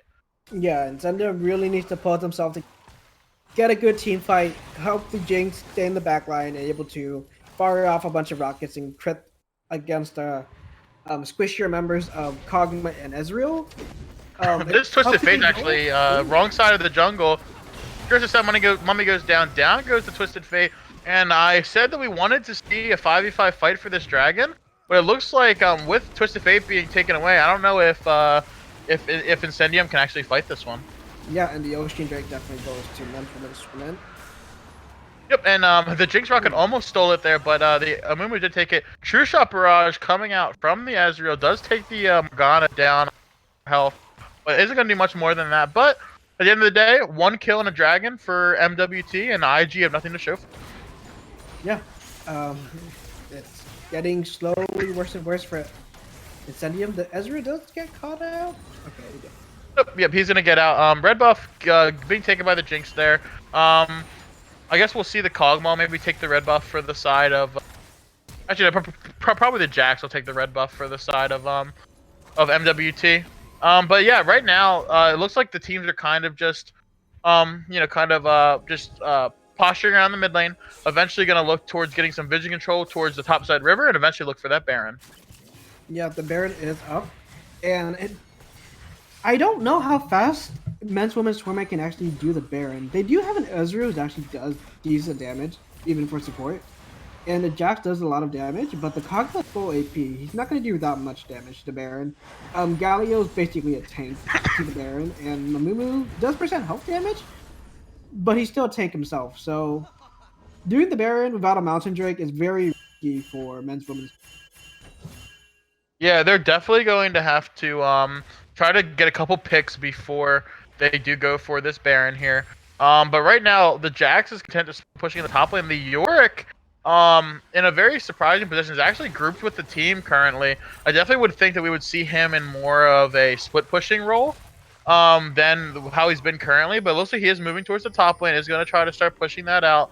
But yeah, right now we're kind of in this period of kind of waiting to see what's going to happen. And I think that if one person gets caught out, we could see the start of a team fight and could see the start of one team taking a big advantage in this game. One thing that men's women's Torment does not have on their team is a they can't clear any wards at all because they have 5 warding trinkets up. They don't have any sweepers. They don't have any what's that blue one called? Farsight. Farsight. They don't have any Farsight alteration. So I would like to see the Amumu and the Ezreals to sweepers and maybe the Kog'Maw get Farsight. Jax would like to actually keep his ward because he can ward jump. So that's something they can really look into right now because it seems like they're not taking any advantage in clearing vision from Incendium. Incendium is able to clear vision themselves, fortunately. Yeah, I would definitely like to see at least the Ezreal get a sweep. He does have that Frost Fang. I believe he has it. Well, he has the Eye of Frost now. I don't know if he's going to complete that all the way, but he does have at least a second tier support item finished. So he has the wards from that. He should probably look to he should definitely look to get a sweeper to help his team clear some vision out. But oh, and the York actually going to flash away there. Definitely being safe to get out. Awkward positioning indeed. Yeah, and we're definitely gonna see. It looks like MWT is moving towards this topside river, maybe looking to get to catch someone out here. Possibly look towards moving for this Baron, but we could actually see a fight here. As all 5 members are in this topside blue side jungle. Is the Amumu gonna hit a big ultimate here? Could possibly get a good engage. Could possibly get them a team fight. Yeah, and it is a choke point. If Incendium actually does run into this choke point, it could be very bad for them. Yeah, but it looks like actually they're all just going to back away here. Jax moving towards the bot lane is going to start that out. Get the bot wave pushing. Does have teleport. Flash out by the Jinx there, but they do catch the Morgana with the Curse of the Sad Mummy. Taunt goes in, but I think the Morgana is actually going to live here, and the Kog'Maw gets taken out instead. The Jinx firing rockets now does have runes, is doing a lot of damage, but the Kog'Maw passive does kill the Morgana. It was a 1-for-1 there, but I really thought that MWT were going to be able to get a pick and walk away, but it turns out being a 1-for-1, and health bars are definitely a lot stronger on the side of IG. Yeah, definitely an interesting fight. Kog'Maw does get picked. The Echo did his job to assassinate, especially with all the damage he's building. And that might be the mid lane turrets. The Amumu does go in here, does not have the ultimate, used it on the Morgana there. The Jax is, though, on the back line, is going to actually try to take out the Jinx here, and does double kill for the Jax. Now jumping onto the Yorick here, stun goes out, triple kill for the Jax, and then the Galio does pick up the Twisted Fate. 4 kills, 4-0 for the side of men's, women's Torment, and I think they're running towards the Baron. Yeah, something that none of us actually saw was Jax got Shoujins, by the way. Oh, balanced yes. item, by the way. Yeah, Spear of Shojin on the Jax was able to get a lot of resets in that fight. Had all of his abilities up pretty all the time. But we do see here, men's women's Torment are on that Baron. No contest at all, even possible for IG. And the Baron does go over to men's women's Torment. Let's see, they're going to back here, reset, buy some items, and then hopefully look to start cracking open the base. So during that one team fight, I actually counted how many times Counter-Strike. He was able to Counter-Strike 3 times. Yeah, That's 3 times in literally about 20 seconds. yeah. So that's literally 15 seconds of dodging. So Jinx could not get any damage on him. TF cannot stun him because TF's stun relies on auto. So Jax is basically the perfect counter pick against this team. Even Echo could not damage Jax with his E as well because guess what? It's an auto. Jax just ran a rampage through the team. Yep, Farsight just come up for Jinx there. Does not spot them on the dragon, but we do see here all 5 members of IG towards this dragon pit, but there are 4 members of MWT waiting there. We're gonna see which one of these teams possibly looks to take this dragon. I think that they may err on the side of caution here, actually not go for it at all. They may just kind of look to press their advantages elsewhere. But we will definitely see here. All 10 members on the map are in a very confined space. The Amumu does have his ultimate, is looking to hit a big one, but they do step off in time. And they're all just gonna kind of reset as MWT pushes the wave. Yeah, it's getting worse for Incendium, in fact, because Jax is so much better than the York does. And the York, he does scale, but his scaling is actually just more tankiness. His power spike is during the mid game, where he can basically split push to Oblivion. Yeah, now that Jax has 2.5 items, it's rather impossible for York to ever contest him. Yeah, and the blue team there is going to just trade a tower for that Ocean Dragon. Honestly, probably not a terrible trade for them to give up the Ocean Drake. They do open up get that mid tower, open up the map. That mid tower was the last remaining outer turret for the red team to fall. So it definitely looks they are able to open the map up in exchange for that regeneration dragon. Yeah, the Ocean Drake at this point of the game is as amazing. Kog'Maw does like it a little bit, but it's not the end of the world for Incendium. Seems like Jax is going to be pushing just towards the bot lane, and the Jax is actually not here with the team. They could look to go in here, but looks like they're actually just going to back away.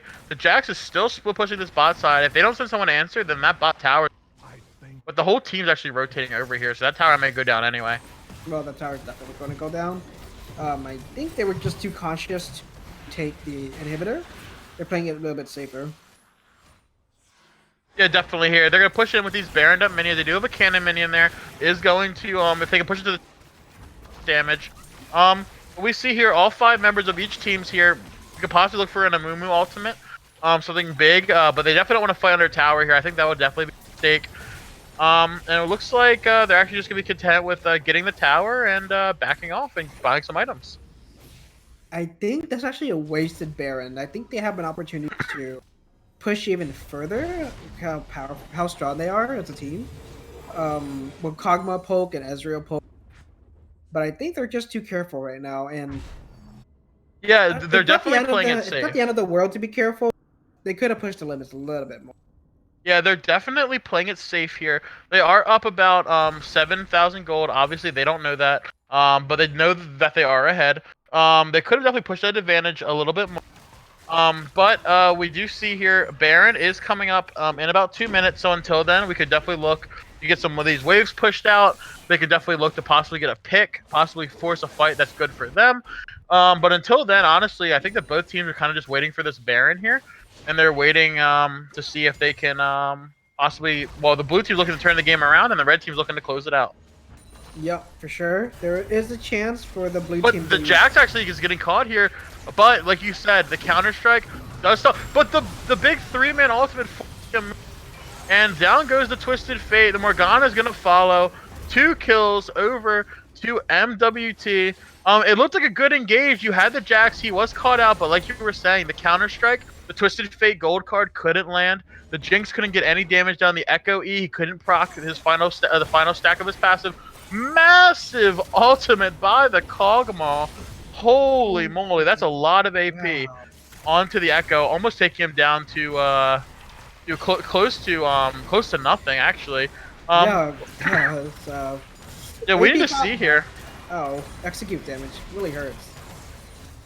Yeah, for sure. And actually, it looks like the red team's just gonna run away here. What I think is probably a decision. You have about 10 seconds. Oh, but the Jack's actually gonna step up here, jump onto the Jinx, flashes in, gets the stun, gets the auto, Jinx is gonna go down, but I think that Jax may trade his life for it here. Echo with the ultimate is gonna get away. Jax jumping out again, but does go down to the Yorick. Actually, this is a really bad fight for MWT. They have 2 members in the top lane. Amumu running for his life. Gold card does hit. Amumu is gonna go down here. Galio maybe soon to follow. Oh, Protobelt's into the wall, and the Yorick is gonna try to 1v1 him here. And the Galio running for his life, but here comes and the dash wasn't enough. It's actually a 3-for-1. For that's also a shutdown as well. 3-for-1 and 4 shutdowns. All 4 of the members, the 3 members of MWT that had bounties, taken off the board. That's actually a lot of gold swinging back towards IG here. They were down about 7k gold going into that fight. Now it's only about 6k, but they also lost a tower and an inhib as well. So if you look about that, they honestly probably swung about 2k gold back in their favor with the bounty. And the blue team's actually going to start the Baron here. It looks like the Baron might just go for Incendium. Well, the Mumu will not be here to stop this. But the Kog'Maw, those ultimates just so much damage. True Shot Barrage picking up 2 members. That's AP Ezreal right there. Oh, that unfortunate. The Kog'Maw Ezreal combo just too much, doing so much damage. Ezreal actually flashes into the wall, into the prism. That's very interesting. But yeah, actually, the red team should actually be able to just go and do the Baron themselves now, with 2 members of IG down. It was definitely I think it was a very good call to go for the Baron. You need to try to find a way to get back into this game, and a Baron call like that is just the way to do it. But the too much damage, too much poke damage from the Ezreal, from the Kog'Maw, and the Kog'Maw just flashed. Very interesting. Flashed to secure the Baron. That's fine. But but we definitely see too much poke damage coming out. They're gonna grab the Elder Dragon too to help with those Ocean Drakes. Yeah, I think that they should be able to get this Elder Dragon, run it into the base, and probably just end this one. I think this is game. Like, there's no opportunity for Incendium to actually win this. Jax is too big right now, and there's most of the damage that comes from Incendium are auto attacks. Jinx is an ADC. Yorick, all of his damage is basically his Q, which is his auto attack. Echo has one auto attack reset. That's his dash. He needs to auto, and TF can't CC the Jax because guess what? Gold card is an auto, and once again, you can't kill this Jax. And he's just gonna run a rampage through the team, and while he does, he has an ADC support Ezreal and a Kog'Maw spamming poke from the backside. It's a really hard fight for Incendium to win this. Yeah, and the Jax did finish Sterix, is currently working towards another item. I believe that's Randuin's, I want to say. So this Jax is going to be really big. Galio currently running for his life could actually get caught out here. The Twisted Fate trying to hit a gold card, but it does actually have to use Zanias to avoid dying there. They do pick off the Galio, so that's actually a good there, but they have to back because their base is currently being destroyed. Yeah, it's only Echo and Jinx against a Baron and Elder buffed red team. Actually, I don't think that they can do anything to stop this. So the Jax does jump onto the back line. Morgana does get stunned, does pop Zanias. The Sterix does get popped for the Jax. And Mumu does take it down, but so does the Morgana. So much damage coming out of this Jax right now. Literally unstoppable, and down goes the Nexus.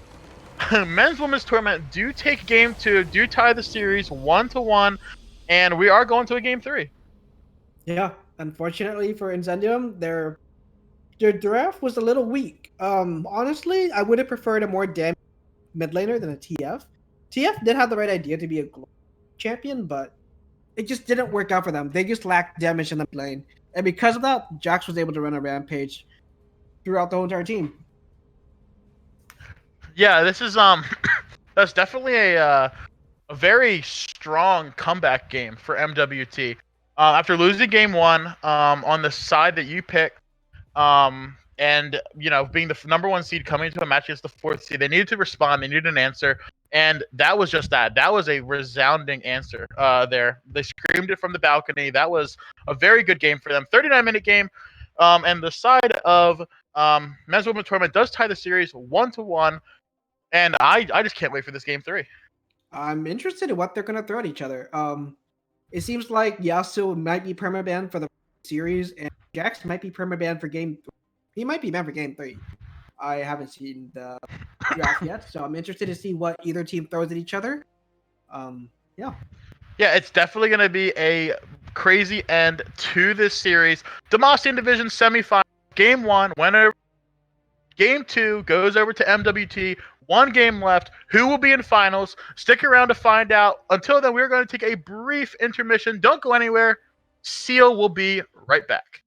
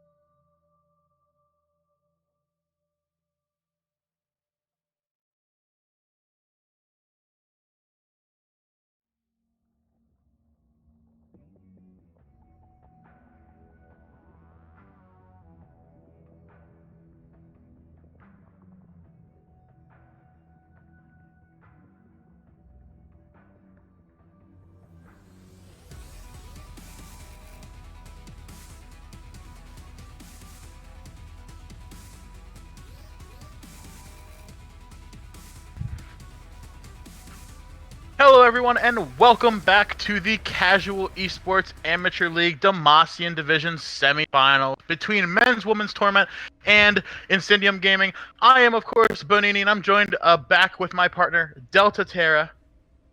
Hello, everyone. And third game, we are looking at a one and both teams. This is the tiebreaker game between these two.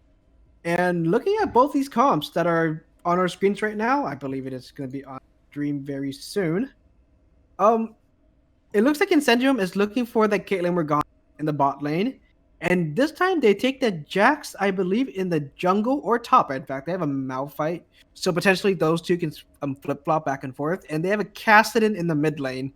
That is definitely screaming, I scale, I'm an assassin, I scale. I will one-shot that Ahri, I will one-shot that Xerath or Ashe, and I will win us the game. Men's Women's Torment, sorry. No, go ahead. Yeah, Men's Women's Torment is throwing a more interesting team comp. It looks like a very poke-heavy Ashe Xerath lane with the Ahri in the mid lane. Now I know that Sign can jungle. I don't think that Sign's gonna be jungle though. I think the Ornn is gonna be jungler, which I think Ornn is actually a pretty decent jungler after his buffs a long time ago. And he does provide a lot of engage for his ganks and the items, of course, the Ornn items to provide for the team. It's an interesting jungler. Yeah, for sure. And if you look on the side of Incendium, you look at what worked game one. Obviously your Yasuo Zac great. Your Yasuo and Zac again banned for this game, so you can't go that combo again. But the Caitlyn Morgana in the bot lane did work game one when they were up against the Heimerdinger Zyra of MWT. This time they are against more of a conventional bot lane and Ashe Xerath. However, I still think the Caitlyn Morgana can try to punish the bot lane of MWT, but they do have to watch out for that poke. There's a lot of poke on that side. You already kind of alluded to that. It's definitely going to be an interesting one. And definitely seeing where these teams end up going, where the Jax and Malphite end up going, either top or jungle, where the Ornn and Sion end up going. And it'll definitely be a game to watch, and I can't wait for it. This is game 3. Whoever wins goes to finals. Whoever loses does get sent home. And I can't wait. So we are going to hop onto the Rift now for game 3. Men's Women's Torment versus Incendium Gaming. This is it. All right, we are into the game, and it looks like Sion has a might. Yeah, so it's really weird how seeing that Sion has might for the top lane, but because he has TP, I assume he is top. And looking at all the runes, Lethal Temple on the Jax, that's fairly interesting. Not necessarily the most absurd thing for a Jax, but it's rather interesting. And I think I just want to bring talk about that a little bit more. The Smite Scion, the Smite teleport Scion top. No flash on the Scion. Can rely on his ultimate to get him out of some sticky situations. Once he does hit level 6, but pre-6 he's going to be very susceptible to ganks. We'll see if the Jax maybe tries to start towards that bot side and work his way towards the top lane. Maybe go for a level 3, level 4 gank onto that Scion. And then, like you said, in the bot lane now for MWT, we do have double Comet coming out. The Comet on the Ashe and the Comet on the Xerath. Again, looking to poke out the Caitlyn Morgana, looking to just be very oppressive in lane. We'll see how that works out for them. Yeah, so both of these bot laners have the ability to poke each other out. Morgana Caitlyn is obviously known for being oppressive, and the double Comet lane is actually pretty oppressive themselves. So we're going to see which one actually has the priority in lane. Whereas we're going to see this Jax scale, this Malphite combo in with the Jax and Kassadin, and see where the team fights go. Yeah, and we are going to see just a normal jungle start here. Both junglers starting on their bot side, getting bot laner.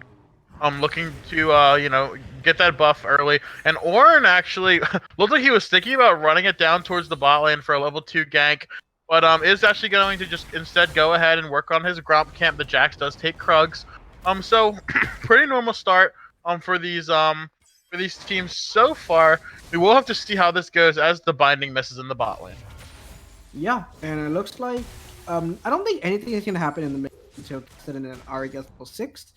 Before level 6, neither of them really have a kill opportunity. I think the junglers are just going to farm. Ornn doesn't really have the best ganks until he gets his Ornn Horn, really. And Jax just wants to scale in general.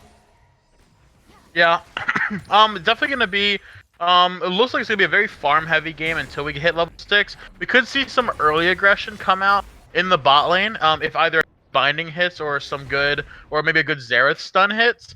But the mid and top lane are probably just going to be, farming in the mid lane, and then the top lane just kind of smacking each other back and forth. Just kind of trading blow for blow in the top lane. But yeah, we'll definitely watch for the bot lane for some early aggression.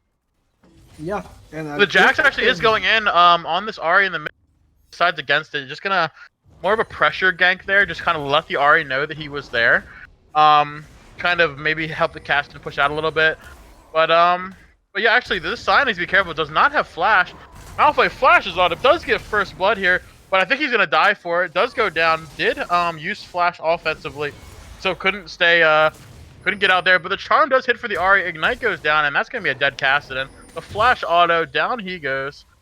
Yeah, Kassadin has to be very, very careful before he hits level 6. He has no escape.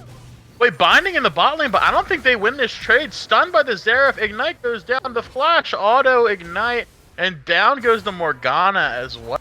I think Caitlyn was way too low to step forward, and because she stepped forward, she was punished by a support def.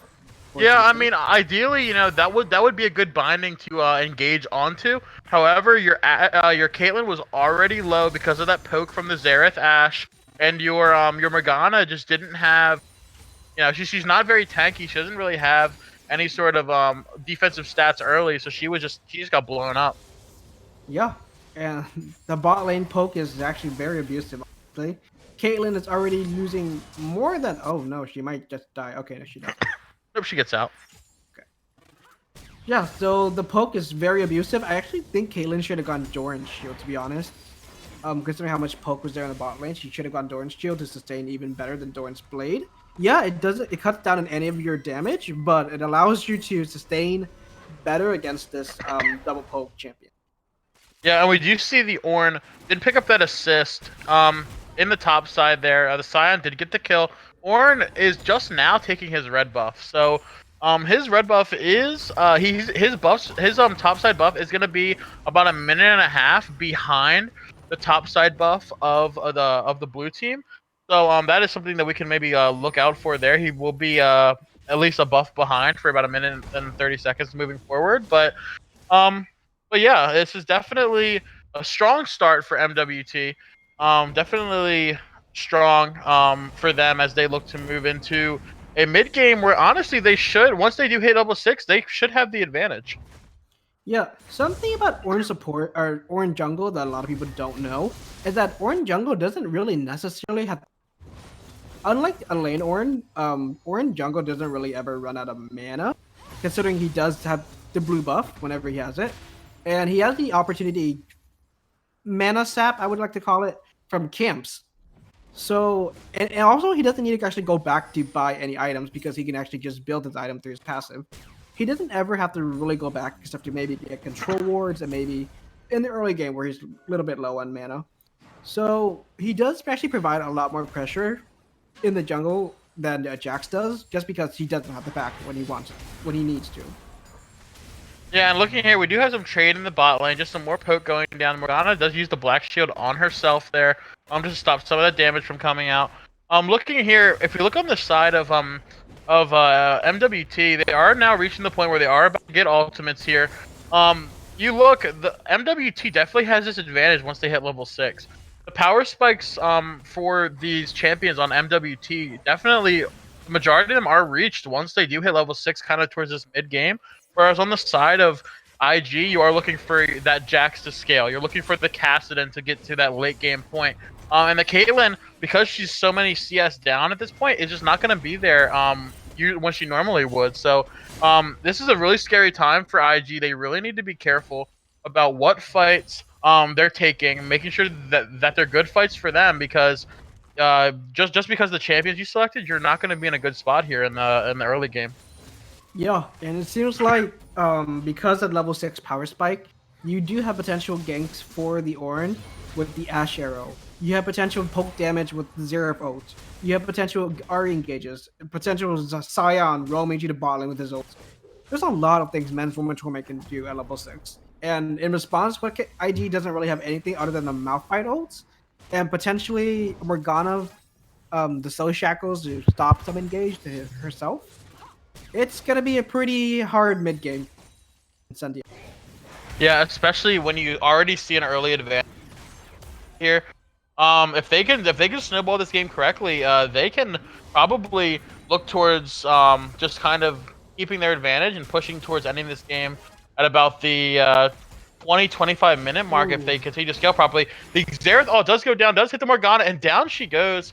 Not much juking there from the Morgana, as the Xerath was able to land his ultimate and send her back to the fountain.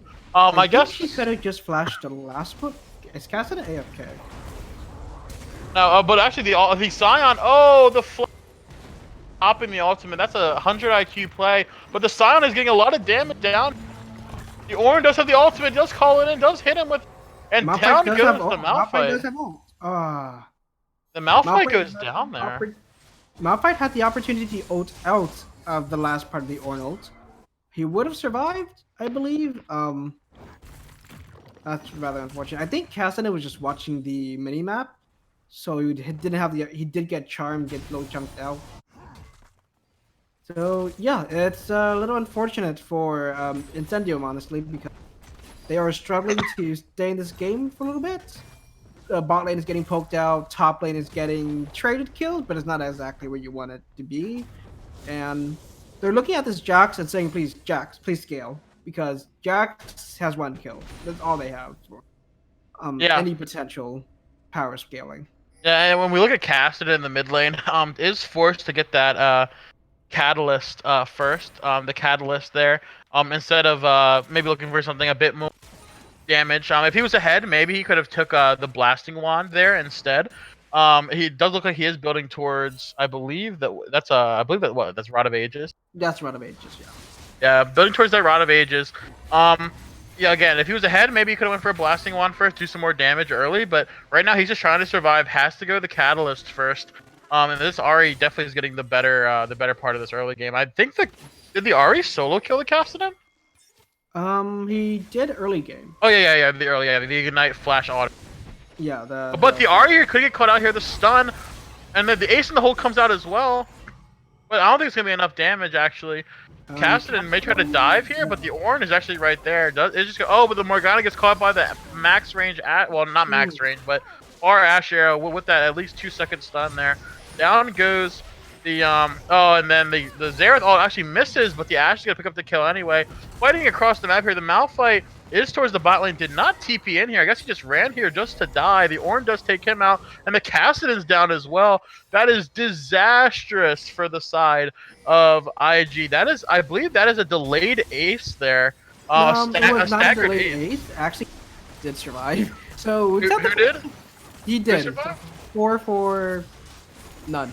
It was a 4 for none. Oh yeah. Jax did get out of there actually. You're right. But that is 4 kills for the side of MWT, and this is just a disastrous early game for IG. They knew that they wanted to scale, they knew that they wanted to play passive until they hit their power spikes, but MWT has been bringing the fight to them and hasn't given them any room to kind of relax. Yeah, and it's gonna get harder as the mid game does roll in.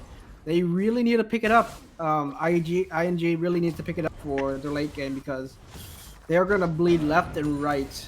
This Caitlyn ult in by the Malphite there, isn't able to take the last minion away. Inting Scion looks like he's just gonna int there underneath the tower and is running away. He needs to start farming those minions. Okay, he does turn around and start farming the minions there. The ace in the hole comes out by the Caitlyn. Isn't going to kill the Xerath there. Seems like just very unorganized by the side of IG right now. They really need to just go back to fundamentals. Focus on what can they do to get out of this hole. Look for look for picks, look for fights, look to possibly catch someone out, because or just look to farm. But the Ahri here is gonna try to outplay the Cassidy here. Does hit the ultimate, does hit the charm, and the Cassidy is gonna go down here. That is the 1v1. And the Orin ultimate does take down the Caitlyn. Wow. That's interesting. And the flash Q by the Xerath, not enough damage to take out the Morgana there. Um, yeah, so again, more fights across the map, and all these fights are different, but there's one thing in common with all of them, and that's MWT is coming out on top. And that's definitely not what you want to see if you're an IG fan. Yeah, ING is down, perceived to be 6,000 gold now, a little bit more than 1,000 gold. Another And plate yeah, gonna be taken down here in the bot lane, just get some more another gold turret. over them. I don't think this is gonna be turret because of last turret plating, but They well, may be she able to get it here might actually. be. Yeah, she might be turret. I don't think Caitlin's gonna get there in time to defend. So yeah, wow, this is a very hard game for IG. Yeah, that's scary. Looking here at the gold leads across the different players of the game, Ashe actually now up to a 2,000 gold lead over the Caitlyn. 2,000 gold across your laner at 13 minutes into the game. That is massive. That's almost a full item ahead. Yeah, and The also the mid Xerath lane. and the Xerath is 2,500 gold ahead. So the bot lane in total is 4,500 gold ahead of IG's bot lane. So Right. that is just a lot of gold, and the Ahri gonna actually probably get the mid tower here too. Not looking very good for Yeah, IG. not speaking Unfortunately. about the mid lane, who's literally 2 kills on the side of MWT, and the jungler who has 3 kills. And Orin scales, guys, and MWT will scale harder than ING for sure. Mostly due to the fact that they have Orin items to scale with. So this is Yeah, not looking looking good for them harder now. for Um, ING. you do have 2K gold leads across every player of MWT except the top lane. The Scion and the Malphite are going almost exactly even here, but that's about to change because the top turret's about to go down. Yeah, it looks like they're going to be taking out every single outer. That's going to come out for Demolish. There we go. And Rift Herald is being pinged by the red team. Yep, they're gonna look to take this Rift Tail here. The Scuttle is secured by the blue team, so they are gonna have vision of this. Honestly, I don't think they can do anything here. The gold lead almost 10k now. Not much that the blue team can do here, but they are gonna look to fight this one. The Xerath and Ashe are in the bot lane. This is a 5v3 if the Caston can get here. This is a good fight for with the charm onto the Malphite there. The Unstoppable Force does hit 2 members. The Jax is gonna jump in onto the back line, but the Ahri is actually just going to kite away from the Jax there with the ultimate. The Ornn does go into the wall, but Ornn does eventually end up going down. Currently, it's a 1-for-1. The Ahri is going to escape with her life, and that's actually, at the end, it's just a 1-for-1. Rift Hero does not go down for either team. So, honestly, when you're behind by 10k gold, a 1-for-1 and a shutdown, you'll take that any day. Yeah, for sure. A little bit unlucky for MWT. They only have 3 players around the Rift Herald. But Ashe does take the second turret in the bot lane. So this is a little bit more gold funneled into the Ashe. I think after this, she gets her crit item. I think she's going to go for Hurricane for the AoE slows. Yeah, the Ahri currently has 2,000 gold in her pocket. Should probably back and spend that. The Ashe has about 1,000, so she can definitely look towards spending that as well. There's so much gold on these carries of MWT. Ashe's gonna solo the dragon here with Ornn coming up behind her to kind of help her out. Like I said, wait, if you're IG right now, you need to try to get some vision in your own jungle. You can't even afford to leave your own jungle at this point.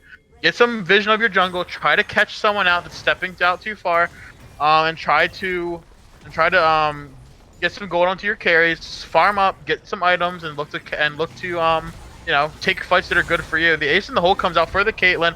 The Ahri does get rooted though, could probably go down here, but does have the last tick of her ultimate. Hex Tech Proto Belt is gonna get her away, but she is gonna end up going down here.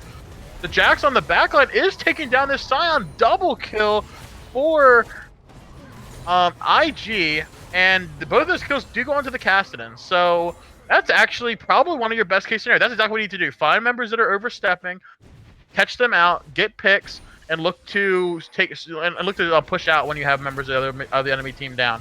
Okay, and now it looks like Herald is being pinged again. Yeah, they are going to work on the Herald here. There are only 3 members of Men's Woman Torment alive to defend this. We'll see what happens here. Malphite does have his ultimate still. Does jump onto the Ashe by himself, but he's actually going to go down here. Didn't have the team with him. Well, actually, wait, no, the Malphite actually gets out there, but the Xerath goes down. The Ornn goes down. This is exactly what IG needed. Yeah, they get pick after pick after pick. Sure, they actually do. They do grab the Herald too. So they grab Herald and several more kills in the pocket. This is actually looking for an upswing for ING right now. And here comes the Scion trying to chase down this Cassidon. I think he should be okay though, but no, not. No, Cassidon should have ulted a different direction. Not exactly in the perfect Yeah, line. ideally he would have ulted behind that broken turret there. So the Scion, try to make the Scion drift for him, but but no, they do get that kill back. But we do look over the past 5 minutes. It was a 10k gold lead. We are now down to 7k. Plus they got the Rift Herald. So slowly but surely they are climbing back into this game.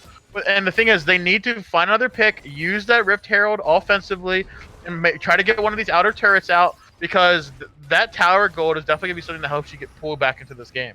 Most definitely. They are looking for maybe another pick. They're looking for Herald turret and slowly claw their way back into the game.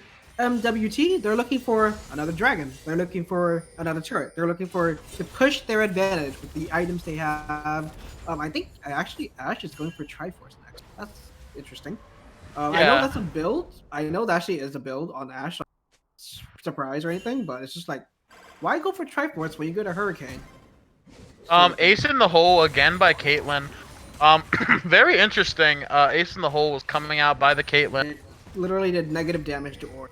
That's how sad it was. Yeah. That's We'll see here. The Ahri is stepping up there. They are trying to possibly get the Ahri here, catch her out, but she's just gonna walk away here. Ahri is being very careful not to get caught out, not to get picked here, because literally the only way that IG can come back to this game is if they allow themselves to get picked. yeah, And as long as they don't do that, I don't think it's an actually good opportunity for the Jets to use that Rift Herald at all. oh, Malphite does jump in. The Ashe is under tower, and she's actually gonna go down. That's great unstoppable force there by the Malphite to take the Ashe out of the fight completely. Scion now tanking tower, and he's gonna go down as well. And there we go, a 2-for-0. But the Ornn all does take down the Malphite, so at the end it is a 2-for-2. But that fight did start off really good for IG. They just couldn't turn it all the way around. Yeah, the Scion is a little too tanky, but he didn't have flash, so he couldn't find a way out. Caitlyn is still alive. She does have the DPS, but it seems. One thing I want to point out too, throughout that entire fight, the Cassidon was not there. That was a 4v5 that IG took under their own tower, traded it out 2-for-2. If the Cassidon had teleport, had the Cassidon teleported in there, maybe they could have gotten more for that. Maybe they could have gotten more. And the Cassidon doesn't even get the tower. That's actually very unfortunate for IG. And he may actually go down here as well, as the Ahri does pop the ultimate to try to chase him. Actually, no, she doesn't have the ultimate. Her ultimate just came up, so now she's going to chase him down. The Cassidon is going to go down here, but the Jax does take out the Xerath as well, so it is a 1-for-1, but the Herald does go down. Orange is going to be able to clear that up there. I don't think it's going to be able to get a charge off. Will definitely see. Oh, that is so unfortunate. So it was auto-attacking the minion that Scion was TPing to, so it was kind of trapped in this endless loop of attacking this minion that can't die. And they just got time for MWT to actually get into the fight and kill the Herald. So poor Shelly.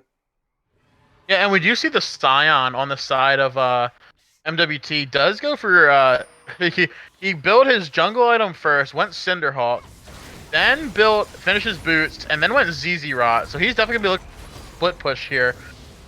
With that smite ZZ Rot combo, being able to smite the cannon minions and use that ZZ Rot to get the towers down. But right now, I don't even think he really needs to, because grouped up, there's nothing that the other team can do. They could probably just run it into their base right now. Baron has just spawned.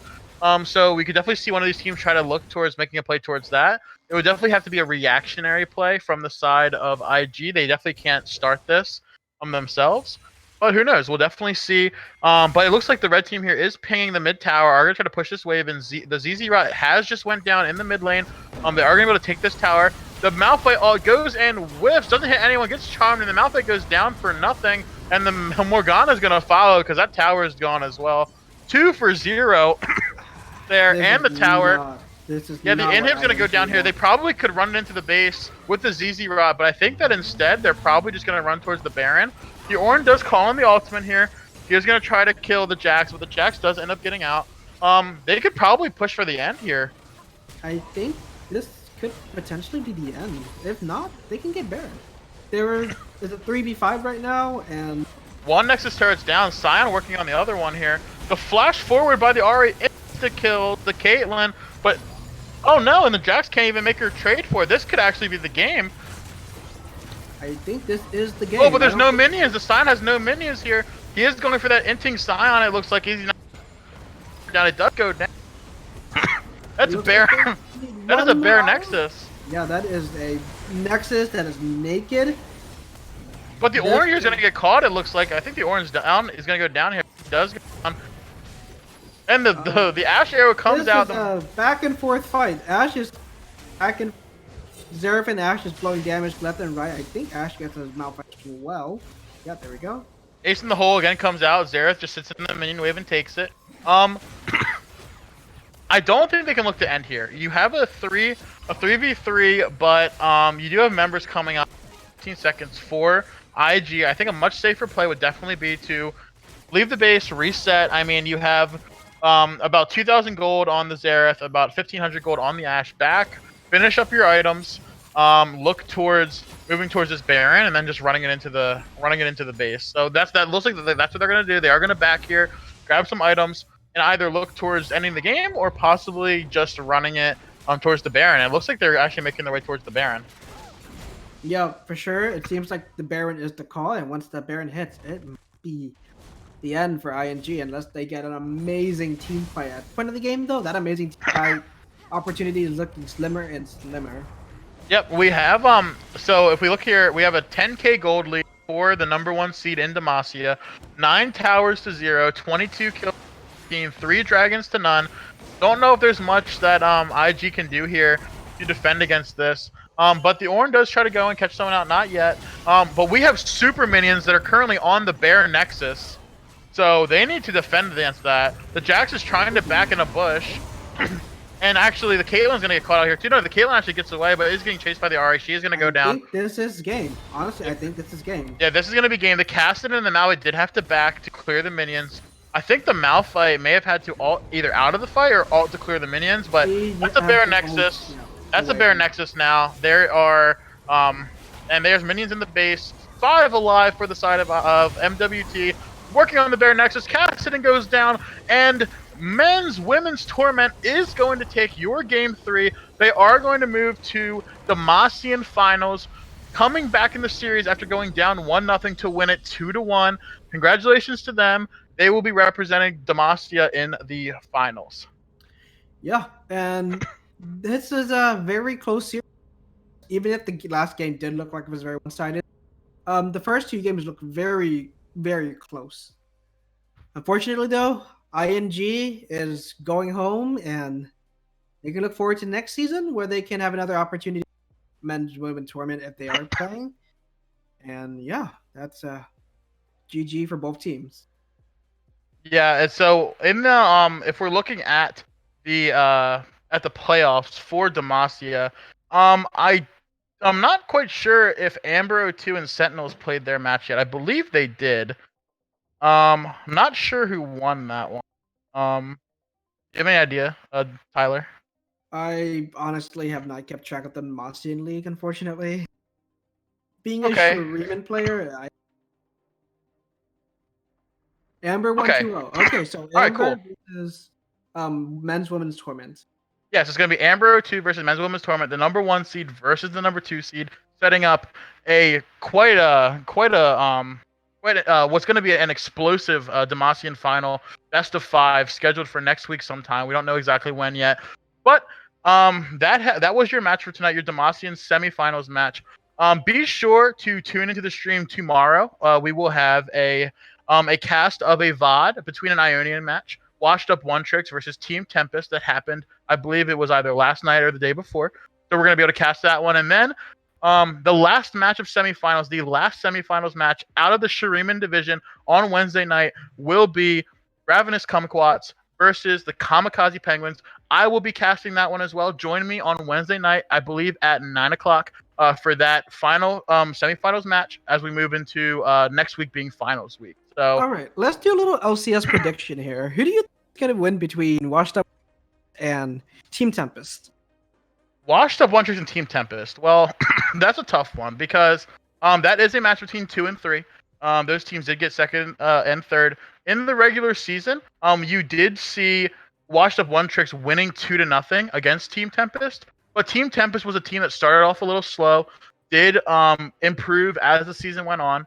Team Tempest actually did really well in the last couple weeks of the season to kind of secure their spot in playoffs. It's definitely going to be an interesting one. As these teams, Watch the One Tricks being a team from last season, a team that has, I believe, either stayed all the way together or at least the majority of them stayed together from last season, versus Team Tempest, who were all new players learning to gel together as a team just this year.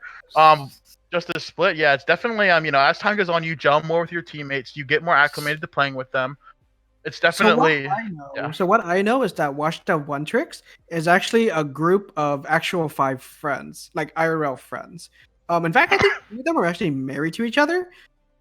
I could be wrong on that. Maybe some false information, but I think actually 2 of them are married to each other.